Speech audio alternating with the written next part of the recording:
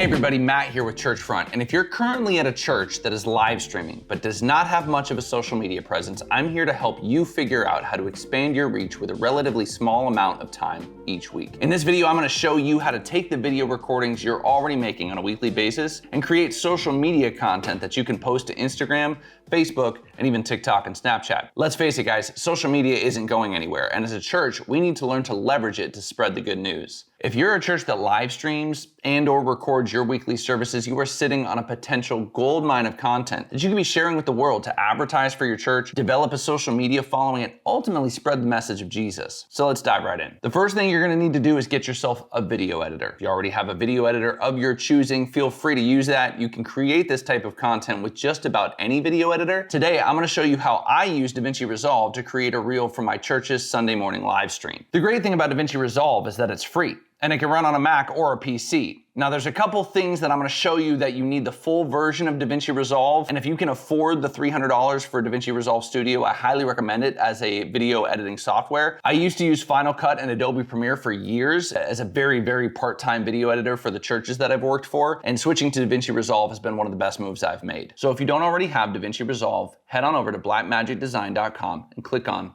Products. Then click on DaVinci Resolve and Fusion Software.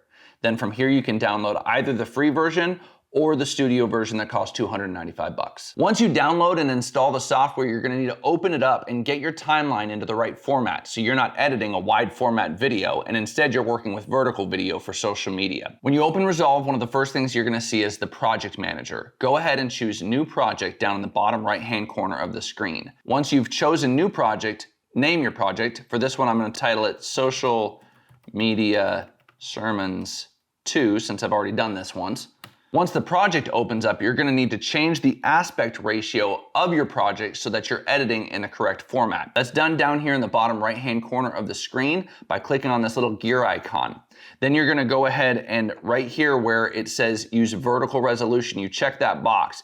You can leave it in Ultra HD, but in all reality, it's gonna get downgraded and you're not gonna see much of a difference, and it's much easier to edit smaller files by sticking in 1080 by 1920 HD, which is what most social media content is in. So my timeline right now is in 24 frames per second. This is gonna depend a little bit on what you stream in and what you record your sermons to. If you're at 30 frames per second, use that, 60, use that. I stream at my church in 30 frames per second, so I'm gonna select that. And then there's one other thing that I'm gonna wanna change when I'm here. It's down here in the image scaling options on the left-hand side.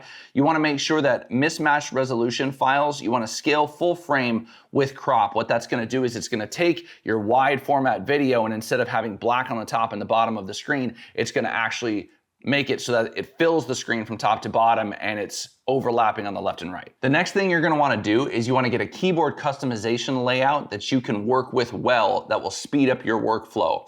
I'm gonna go ahead and share my keyboard customization layout with this video, but in all reality, I stole it directly from Peter McKinnon's editor, Captain Kirk. You can do everything I'm doing in this video without this keyboard layout, but getting into a good keyboard layout will speed up your workflow significantly. To import a keyboard customization, you go to your DaVinci Resolve menu up here on the top right, and you go to Keyboard Customization. Then on the top right of this window where these three dots are, you click that and you import preset.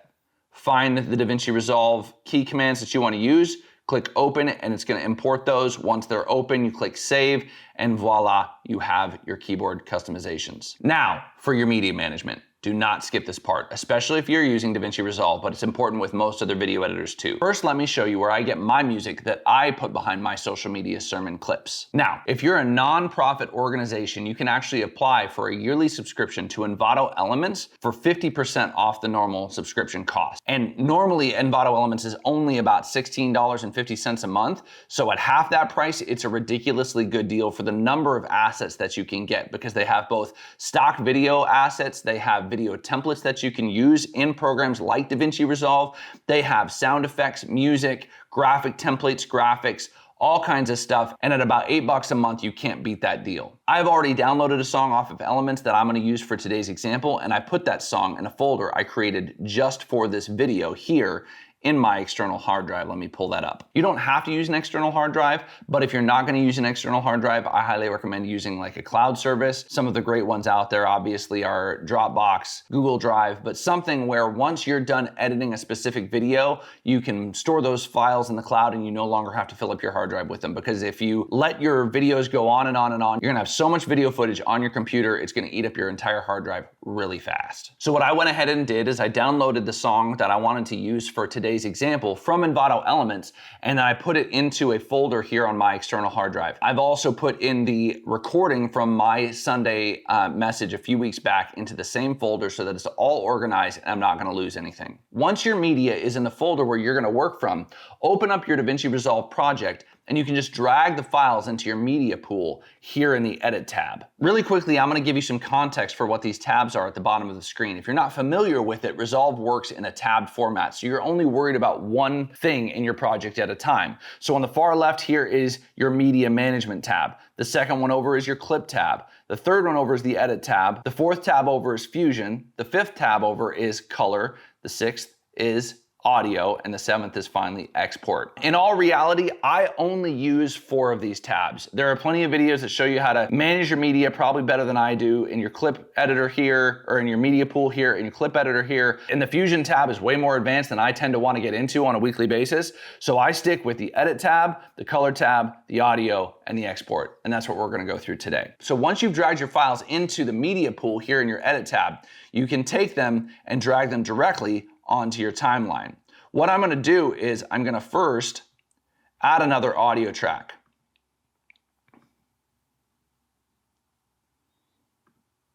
The reason I do that is I want to put the song that I downloaded onto the second track, because when I import my video, then the audio for the video is going to be on the first audio track, and I don't want them to overlap and cover each other up. Now, another thing you got to understand is that with social media content, you really want to keep it under 1 minute, because that's the length you can put on all of the platforms. It'll post to TikTok, Instagram, Facebook, YouTube Shorts. If you make it longer than a minute, you can't put it on YouTube and you can't put it on Facebook. And while some of the other social media platforms will allow you to have longer videos, I find that in my given week, I only have time to edit one. So I'm gonna edit one video that's 60 seconds or less, and I'm gonna post it to every social media platform that my church uses. So the first thing I do to ensure that I keep it under that 1 minute mark is I come here and I scroll until I get to 1 minute on my timeline. Then I'm gonna drag the left side of my audio over to the left to clear space, and then I'm gonna drag my entire audio file so that it's really close to that 1 minute mark. Now, what I'm using to zoom in and out, if you've downloaded my keyboard customization layout, is the numbers 1 and 2 key. Pretty much everything that you need is right there under your fingertips on the left-hand side of your keyboard. But I'm gonna go ahead and put this so that it fades out right about at 1 minute. I'm gonna move over the end of the audio file, and then I'm gonna fade it out using this tab. Right now I have something called snapping on. That's why you saw the file snap to my timeline there. If you want to turn that off, it's here, but I've also got it set up with the N key. You can turn it on and off there. Now I'm going to drag the front of the audio all the way to the left side of the playhead, and then I'm going to go ahead and drag this tab over to the right to fade that audio in. Turn up my volume so you can hear it just a little bit. Okay, so now we've got the audio in. The first thing I do after I pull my music in is I set the level down to between -15 and -20 dBs. The reason I do this is so that the rest of the talking from the sermon clip will sit on top of my music and you'll be able to hear whatever the preacher is saying. So we'll do that here by clicking on the audio, and then we're just gonna double click here up in the inspector audio tab, and I'm gonna go -18 dBs. So now if I play it, you'll notice it's much softer. I have to turn the volume up to get any volume out of it. Then I'm gonna go ahead and drag the clip from my church service into my timeline. Now what I've done ahead of time is I went ahead and found the time that I wanna use from this video clip so that I don't have to try and go through it in DaVinci Resolve. And the time that I'm gonna go for is 2 hours. And by the way, that's not actually 2 hours service. DaVinci Resolve, like most video editors, start at 1 hour in the timeline. So we're gonna go ahead and go to 2:17, which is right there. And the way I can tell where that is because that audio that starts up right there, I start preaching. turn the volume back up so you can hear it. See, it wasn't until James had an encounter. So what we're gonna do now is, now that I found my spot, I'm gonna go ahead and select the clip by clicking on it, or I can hit the A key. A selects all forward of the current playhead location if you're using my keyboard customization layout. Then I'm gonna hit the S button, or S key rather. That's gonna split the clip, and now you'll notice that the clip behind what I want is actually still highlighted. Because it's still highlighted, I can click the Q key, and that's gonna delete that part of the clip and also move the rest of my clip over all the way to the beginning of the timeline. Now I'm gonna go ahead and find the end of the clip that I'm gonna use. I know that that clip is about 1 minute and 4 seconds long. So if I zoom in, Jerusalem until he was murdered for his faith. and that's where I wanna end this clip today. So I'm gonna go ahead and select the clip again. I'm gonna go ahead and click the S key, and then I'm going to select the clip I want to delete this time, not the first one, but the second half, and just click the D key, which is just normal delete. Now at the beginning of this, I'm gonna zoom in a little bit because I started a little late. So we're gonna go ahead and grab the left-hand side of this clip. I'm gonna drag it over to the right just a little bit, and then I'm gonna do the same thing I did with the audio. I'm gonna actually fade this video clip in so that it fades in over the first couple seconds. Now before I do any more editing in my timeline, there's one other button that I actually forgot to click when I first started, and this is gonna make it much easier as we go through this. It's the auto track selector button. You wanna deselect that on your audio track so that anything you're doing that applies to all tracks will not apply to that channel. That way, as I'm splitting up the movie clip, it doesn't split up the audio clip and do the same things with it. Now we're gonna spend a minute reframing the clip so that I'm actually standing in the middle of the clip the entire time. Now here's where, if you've got DaVinci Resolve Studio, they have an option that you can use called Smart Reframe. It doesn't work for me very often. And the reason it doesn't work for me very well is because I don't have a lot of differentiation between my subject and the background of the shot that I'm in. So in my instance, it's probably not gonna work, but I'll show you where it is anyways. Go ahead and select the clip, and then go up here to Video, go down here to Smart Reframe, and click on, by the way, if you can't ever find this, it's in the Inspector tab right here. You select the video clip, go up here, go to Smart Reframe, choose Reframe. Let it do its job and we'll see if it works. All right, I do look like I'm in the middle of the frame at the beginning of the clip, but you can tell there, it's kind of chasing me around, it's a little distracting. So if it didn't work for you either, go ahead and do what I'm about to do. We're gonna undo that action so that it doesn't reframe it, and then I'm gonna go ahead and do it manually. So what we're gonna do is we're gonna start at the beginning of the clip. If I'm not already in the frame here, I would use this X position at the beginning and I would move it until I was in the middle of the frame. Then I would click this button right here. That button is gonna set a keyframe so that at that point in the video, the shot is moved to that spot in the video.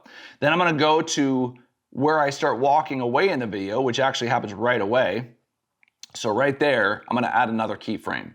Then I'm gonna go to where I'm off to the side and I'm actually gonna shift that position over.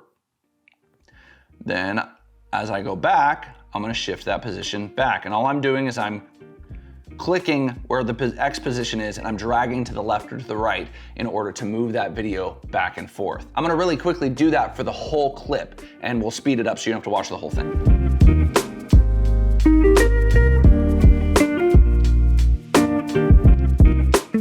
So now we're done with reframing the video, but what happened is my video is actually just slightly longer than what I want it to be. So I need to shorten it down to fit inside of 1 minute. It's pretty rare that I have a video that actually fits under 1 minute. If you've already got your video under 1 minute, congratulations, you can skip the next step. But for me, most of the time, I've generally got to take out a few seconds of silence or something throughout the clip in order to make it fit in the allotted time that I've got. So I'm gonna go through, I'm gonna zoom in, and I'm gonna go ahead and cut out some of this silence.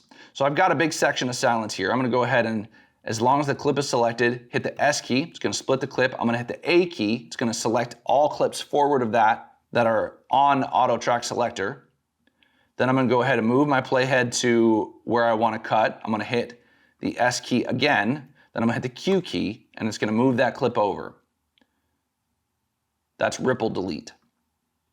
Then, same thing, next spot that I find some silence, A, S to split, move over, A, S to split, Q, and I'm gonna do that just a couple more times, A, S to split, A, S to split, Q, moving over, let's see where we're at. We're already under 1 minute. So now I actually can either shift the audio back by doing this, or I could actually just drag this end piece over since I'm already fading pretty well by the end of that shot. But let's turn the volume up and see what it sounds like at the end of the shot. In Jerusalem until he was murdered for his faith. All right, I'm gonna do the same thing I did earlier at the beginning of the video clip by fading out the end of the video clip. Now, for subtitles. If you don't have the full version of DaVinci Resolve, you can skip this next step. I highly recommend putting subtitles on your videos, but if you can't afford the full version of Resolve, you can use apps like Caption on the App Store to add subtitles after you export. If you do have the full version of Resolve, here's where some of the magic happens. Simply go up to your timeline menu and go down to Create Subtitles from Audio. I've already got this set up so that it looks pretty good, so I'm gonna click Create and let DaVinci Resolve do its magic. And done. So if I scroll over here, I can really quickly look through these and make sure that, I'm gonna turn that down. I can make sure that everything that I said was done correctly in captions. But the beauty of this feature is that a lot of times DaVinci Resolve catches things like proper names for God, it catches quotes, it even catches scriptures and other proper names as well. So it's a really cool feature to have. If I did need to edit any of these captions, I would actually click on the caption here and go to the caption tab under the video tab, and you can actually edit here. And if I wanted to edit the overall look of them, I could go to the track channel, change the font, change the size, change the spacing, color, and so on. All right, guys, almost done. Let's jump to our color tab here. I'm not gonna get into how to properly color using nodes in DaVinci Resolve. There's a lot of videos out there that you can watch for that. All I'm gonna do is show you the most basic way to brighten up or change your color just a little bit. You don't really wanna mess with color too much if you're not recording in a super high bit depth because your image is gonna start to fall apart really quickly. But for us, it looks a little better if I brighten up my videos for social media just a little bit. So I'm gonna go through the clips of my sermon here on the color tab. And I'm gonna select all of my clips. Hold Shift and select all of them. Once I've done that, I'm gonna right click on them and I'm going to go to Use Remote Grades. There are other ways to do this. You can create groups that you can edit together, but this is one way that I've found is super fast. If I've selected any one of these clips and I go to the clip option up here in the Nodes tab, I can click on that clip and I can edit the color there. Now what I want to go to is actually the color wheel section, which is the third one over here. And then I'm going to go ahead and actually just click the A button on the top left of that just to see what it does. Actually, in most instances, Resolve does a really good job of just brightening up my clips a little bit. If that doesn't work for you, you can use the offset here to increase or decrease your brightness overall. You can change your color of your shadows and your highlights here. You can increase saturation or decrease saturation here. But I like what DaVinci Resolve did just by clicking the automatic key. Once we're done here, I'm going to go to the audio tab and just do some very, very basic tweaks to make sure that my audio is mastered for social media. So here, two things that I do on my first track, which is my sermon track, is I'm gonna turn on voice isolation and I'm gonna turn on dialogue leveler. This really helps isolate my voice and compress it a little bit so that it all remains about the same level. Now, one thing with this voice isolator I've found is that if you turn it up too high, it's a little too much and it actually starts making things sound weird. So I turn it down generally into the 50s or 60s. And then on the last channel here, which is my master bus, I'm gonna add something. I like to go in here and I go to dynamics and the Fairlight effects are actually built into Resolve. I'm gonna click on the limiter and then I'm gonna go ahead and click on the maximize option, which tends to get my videos right to where they need to be. If I turn it back up. See, it wasn't until James had an encounter with a resurrected Jesus that we see any evidence of a changed heart. Maybe today you find yourself uncertain or unconvinced. So as you can see, my audio sounds pretty good. It's getting up to a decent level, and now it's ready to export. So finally, I'm gonna go over to the Deliver tab over here on the left-hand side of the screen. I find for the most part, I don't really need to mess with these settings much. The settings that they have defaulted for DaVinci have always done pretty well for me. If you want to change your settings, you can go up here to some automatic settings that they have built into DaVinci Resolve, or you can get into the nitty-gritty and change some of your settings here. What you do is first you click Browse. I'm gonna go ahead and put it in the same external hard drive that I've got all my other stuff in. I'm gonna name it Social Media Sermon. I'm gonna click save. Now there's one more really important step to make sure that we get our subtitles exported with the video, and it's here. I'm gonna go to subtitle settings on the bottom left-hand side, and you've gotta make sure that you've clicked export subtitle. Then you also have to make sure that you click burn into video. That way they're actually gonna be a part of the video and not a separate file that you could upload to another website later. Once you've done that, you click add to render queue. It jumps up here in your render queue and you click render all. All right, and it's done exporting. Now I'm gonna go ahead and head on over to where I exported it to. Here's the video, I can double click on it, open it up in QuickTime. See, it wasn't until James had an encounter with a resurrected Jesus that we see any evidence of a changed heart.